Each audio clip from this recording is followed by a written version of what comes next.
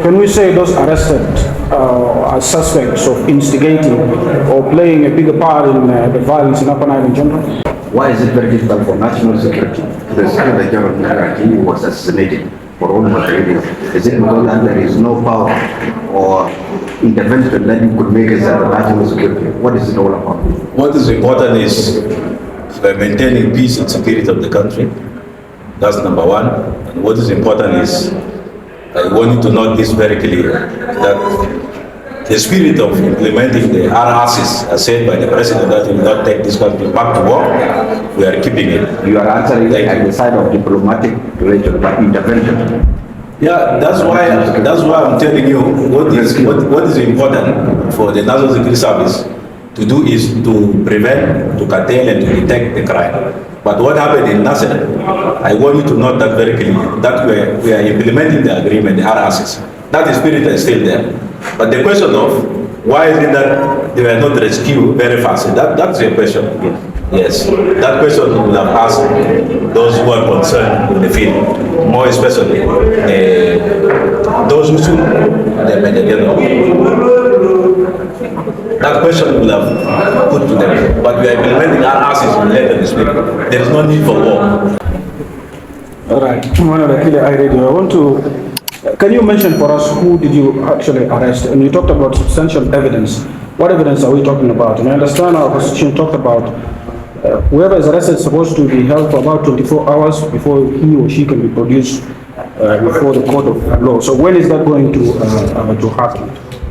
I told you before that the National Security Act 2014, anybody that commits a crime or you sabotage the government or conspiracy against the state, you are liable to be arrested using Articles 54 and 55 of the National Security Act, subsection 7, that can arrest anybody that commits a crime. But it's still premature for me to disclose for you the names because the investigation is still ongoing and then some of them will be taken to court so that the law will take its course. How are we expecting them to be arraigned? As soon as possible. Do we have statistics like how many are under detention? What is important is the arrest will still continue those who commit crimes against the state and those who conspire against the government. Those who are connected to what is going on in where the incident took place. So the arrest will continue. But how many do you have currently? How many have been arrested? There are a number of those who have been arrested, but soon we'll disclose after the investigation will be. We'll call you, of course. Sir, we'll call you in these premises. The national security bill is still, should I use the word, doubtable, because during when the bill was passed, there was a lot of struggle between different people or politicians that they should not pass the bill with the Acts 54 and 55. And during the governors forum, the vice president, two vice presidents, Taban Dengai and Riek Machar, they said that they agreed with the president that they should take the bill back to the parliament. So I see you're also saying you've arrested them following the Article 54 and 55. So how are we going to hold this? Laws are written in the minutes of justice and they are passed in the parliament. National Security Service don't write laws. The parliament has already passed the laws. So what next? So can we say those arrested as suspects of instigating or playing a bigger part in the violence in Upper Nile in general? As you said. Thank you. My name is Michael from SSBC. My question is a guide to the incident in Nasir. We heard that the struggle of issues within Nasir take almost 3 days.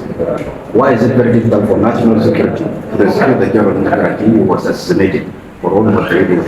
Is it because there is no power or intervention that you could make as a national security? What is it all about? What is important is maintaining peace and security of the country. That's number one. And what is important is I want you to note this very clear, that the spirit of implementing the RRCs, as said by the president, that will not take this country back to war, we are keeping it. You are answering at the side of diplomatic relations, but intervention. Yeah, that's why I'm telling you what is important for the National Security Service to do is to prevent, to curtail, and to detect the crime. But what happened in Nasir, I want you to note that very clearly, that we are implementing the agreement, the RRCs. That spirit is still there. But the question of why is it that they were not rescued very fast, that's your question.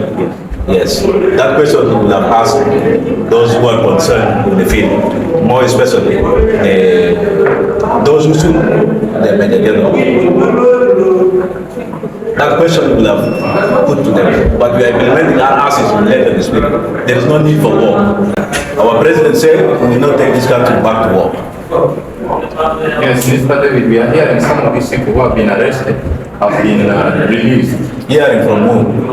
Okay, just hearsay. Could you confirm how many of them and who are there? And tell us what impact will these arrests create on the situation in Nasir, in as far as efforts, ongoing efforts to resolve the situation in Nasir is concerned? Anybody that threatened the security of this country will not be tolerated. Anybody that tolerated the national security of this country will not be tolerated. And I mentioned to you earlier that we will not stop arresting those who are violating our constitutions and those who are still hostile to the implementation of the RRCs. So those violating are from one political party? You know it very well. You can judge by yourself. What will you say? Let me give chance to. Yeah, thank you very much. What will you say to those people who are saying that the rest of these people may jeopardize the peace agreement implementation of this agreement? And you have been echoing that what the national security is doing is to safeguard the peace agreement from collapsing. Now you are arresting the top government officials that are involved in some of the atrocities you have mentioned in our side. Would this not jeopardize the peace agreement? Nobody is above the law. The country is bigger than any individual, including the country is bigger than the RRCs. That is what is important. Acting Press Secretary in the office of the first Vice President 2 days ago, yesterday actually, on Thursday, he said Peace Building Minister Stephen Parkwal was arrested, picked from his office with 3 officials, and the second day he was released, and he's accusing the NSS personnel of being behind the arrest, and no reason was given to him, to the minister, for his arrest and his release, and he was directing his accusation to the NSS. So what would you say as the... This is a new thing to me, as I mentioned to you before. Nobody is above the law. If you are found guilty committing a crime, or sabotaging the government, or conspiracy against this state, nobody is above the law. I mentioned it very clearly. Nobody is above the law. I may also ask you to go to the source of information and inquire as where was he arrested and why he was arrested and why he was released. This is very important to inquire from the first hand person who was being apprehended, has claimed that he was being arrested by the National Security Service. And even if the National Security Service has arrested you, we don't arrest you without any substantial evidence that you commit against the state. So you consider that as a one-sided story.